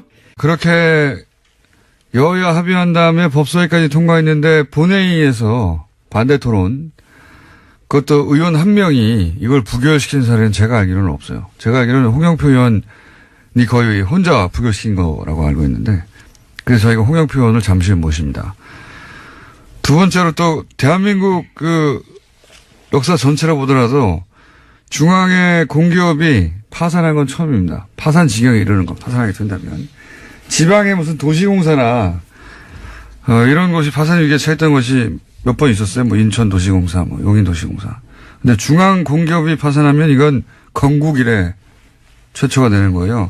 중앙공기업은 망할 수가 없거든요. 자원외교 탓이라는 이야기가 파다하고 있죠. 파다 100%죠, 100%. 자원외교. 네, 이 코너에서도 한번 알려드린 바가 있는데요. 중앙공기업은 망할 수가 없어요. 왜냐면은 정부가 보증을 서거든요. 예. 대한민국이 망하지 않는 한 중앙공기업은 망하지 않는 겁니다. 그래서 뭐 회사채 발행해도 초우량 등급으로 그 회사가 일을 잘하냐 못하냐에 떠나가지고 정부가 보증하니까요. 돈을 못 받을 일이 없는 거죠. 예. 그런데 이 자원광물공사는 이명박 정부 시절의 투자로 저희가 홍영표 의원과 좀 다뤄보겠지만 완전히 6,900% 부채 비율 들어보셨어요? 이게 세계 신기록이에요. 제가 이런 이어풀이 빠져버렸네요. 너무 놀라신 것 같은데요. 6,900%가 세계 신기록이라고 제가 자신하는 이유는 뭐냐면 6,900% 부채 비율로 살아남을 수 있는 사기업이 없거든요. 네, 그 전에 진작에 망하거든요. 그러니까 저는 세계 신기록이라고 봅니다. 그동안 계속 세금으로 막아주고 있었던 거죠. 예. 공기업이니까 망하게 할 수 없으니까 정부가 계속 돈을 대주었던 거예요. 그 돈으로 몇 조 까먹고 계속 또 달라고. 지금까지도 충분히 많이 했습니다. 또 달라고 한 거거든요. 이번에 1조를. 그거를 홍영표 의원이 막은 겁니다. 예. 이게 제대로 그 의미가 조명이 안 되고 있어서 제가 오늘 직접 모시고 큰일 하셨다고 말씀도 드리고 왜 그렇게 반대 토론을 했는지 직접 들어볼 생각입니다. 예. 이명박 정부 시절에 투자한 자원이 이것 때문이에요. 예. 거기 예를 들어서 뭐 본래와 안바톱이 이런 대표적인 사업 두 가지만 들여다봐도 야 이게 사기다 이거는. 예. 투자 실패가 아니다. 그런 생각이 듭니다. 자, 첫 번째 뉴스는 뭡니까? 네, 어제도 잠깐 전해드린 바가 있는데요. 검찰이 박근혜 전 대통령의 국정원에서 상납받은 특수활동비가 36억 5천만 원이라고 밝혔습니다. 지금까지 수사를 바탕으로 검찰은 어제 박근혜 전 대통령을 추가 기소했는데요. 뇌물 혐의와 국고 손실 혐의가 더해져서 박근혜 전 대통령은 모두 20가지 혐의로 재판을 받게 됐습니다. 검찰은 박 전 대통령이 국정원의 특수활동비를 받아서 의상비 비용이나 기치료 주사 비용, 그리고 이른바 대포폰 요금까지도요, 내는데 썼다라고 밝혔습니다. 또 하나 생각이 나는데 갑자기 이 자원광물공사뿐만 아니라 자원외교 돌아가셨군요. 자원외교가 4대 강보다 훨씬 더 심각해요. 사실은 4대 강은 끝났잖아요. 끝났고 거기 추가 비용이 이제 앞으로 이제 다시 복원하면서 발생하겠지만 자원외교는 지금 계속 들어가고 있는 거군요. 앞으로도 손실이 계속 발생해요. 그런데 20조 정도 제가 알기로는 손실이 발생했는데 아무도 제가 알기로는 3개월 감봉 정도가 전체 자원외교에서 징계받은 유일한 사례로 알고 있어요. 3개월 감봉. 이야, 대단하지 않습니까? 뭐라고요, 근데 이번 뉴스가? 네, 박근혜 전 대통령 관련입니다. 네, 자원외교는 이따가 하시고요. 네. 네. 아, 이 자원외교 좀 대단한, 누가 대단히 해먹었어요. 예. 계속 나왔던 얘기 구체적 내역이 나왔네요, 이제. 예, 이제 기소가 됐다라는 거고요. 구체적인 정황도 나왔습니다. 국정원 특수활동비엔 최순실 씨가 등장하기도 하는데 자필 메모가 발견된 거거든요. 이 용처를 사용하다가 확보한 건데 청와대는 BH, 정호성, 이재만, 안봉근, 그러니까 문고리 3인방으로 불리는 세 사람에 대해서도 영어 약자가 쓰여 있고요. 거기에 3억 7천만 원 줬다라고 쓰여 있습니다. 이거는 말이죠. 국가적으로 치욕적인 겁니다. 예. 이건 나라 꼴도 못 갖춘 무슨 게릴라 반정부군 같은 데서 일어날 일이지, 대통령이 국가 정보기관에 돈을 빼내가지고 자기 옷값, 자기 주사 비용, 이거 뭡니까? 주사 비용. 자기 집 보일러 기름값, 이거. 자기 집 전기요금, 예? 자기 집 관리인 월급, 이런 거 줬다는 거 아닙니까? 주사 비용, 의상 비용, 이런 거 몇 번 나왔는데, 보일러 기름값은 뭡니까, 이게. 네, 공적인 개념이 전혀 없었다라고밖에 볼 수 없는데요. 자기 그냥 개인 주머니라고 생각한 거죠. 이게 단 한 푼도 사리사욕을 챙기지 않았다고 몇 번이나 강조했는데, 최순실 씨가 대신 챙겨줬으니까요. 예, 받기는 박근혜 전 대통령이 받고요. 또 최순실 씨에게 넘어간 것으로 보입니다. 그러니까 그 돈이 어디에 쓰였는지 다 아는 거잖아요. 안 챙기긴 뭘 안 챙겼습니까? 하지만 두 사람은 일체 조사 거부하고 있어서 아직까지 전모를 완벽하게 밝힌 건 아니다라고 검찰이 이야기하고 있습니다. 그리고 이제 이 3인방이 받은 돈의 의미, 3인방이 돈을 받았는데 그 돈을 얼마를 어떻게 누구에게 줄 것인지를 최순실 씨가 결정했다는 거잖아요. 네, 가계부 쓰듯이 글을 써놓은 건데요. 예.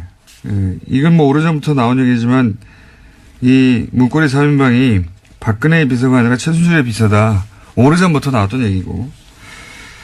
대통령 비서한테 줄 돈을 왜 최순실이 결정합니까? 네. 근데 그게 이제 최순실 씨가 쓴 메모를 통해 입증이 된 거죠, 이번에는. 예, 추정이 아니라 입증이 된 것이고. 예, 그리고 또 당사자들이 진술하고 있습니다. 받은 사람들이요. 예. 오히려 자기들도 깜짝 놀라서요. 이렇게까지 정확하게 기록이 남아있는지에 대해서 놀랬다라고 합니다.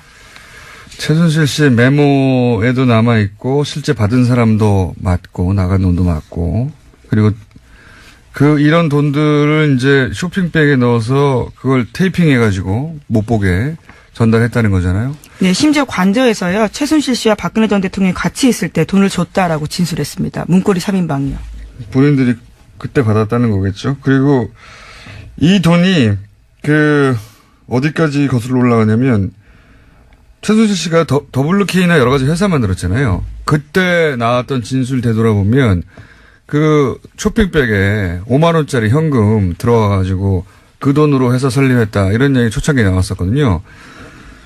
똑같은 패턴이에요. 그러니까 쇼핑백에 테이핑해서 현금으로 주고 그 현금 가져가서 이리저리 전달하는데 의상실에도 전달하고 그리고 역시 안녕하세요. 김호준입니다. 지난 12월 29일 국회 본회의에서는 대단히 이례적인 사건이 있었습니다. 여당인 민주당이 발의하고 국회 해당 소위와 법사위를 통과한 광물공사 지원법 개정안이 부결됐습니다. 여당이 발의하고 야당이 합의한 법안이 법사위까지 통과하고서 본회의에서 여당 의원의 반대 토론에 의해서 부결된 사례는 찾기 힘듭니다. 이 부결을 주도한 홍영표 의원은 공기업도 실력이 없거나 경영을 잘못하면 문을 닫을 수 있어야 한다고 반대 토론에 나섰고, 이에 여당 내에서도 반대표가 쏟아졌습니다. 이로써 이명박 정부 시절 터무니없는 투자로 현재 6,900%의 부채 비율과 완전한 자본 잠식 상태에 빠진 자원광물공사는 파산 위기에 이르렀습니다. 진작에 몇 년 전에 이루어졌어야 할 일이 비로소 이루어진 건데요. 남는 질문이 이겁니다. 누가 이 사태를 책임질 것인가? 멀쩡했던 공사 하나가 수조의 국민 세금을 축내고 이렇게까지 완전히 망가졌는데 그 누구도 책임지는 사람이 없습니다. 누가 책임질 것인가? 김어준의 질문이었습니다.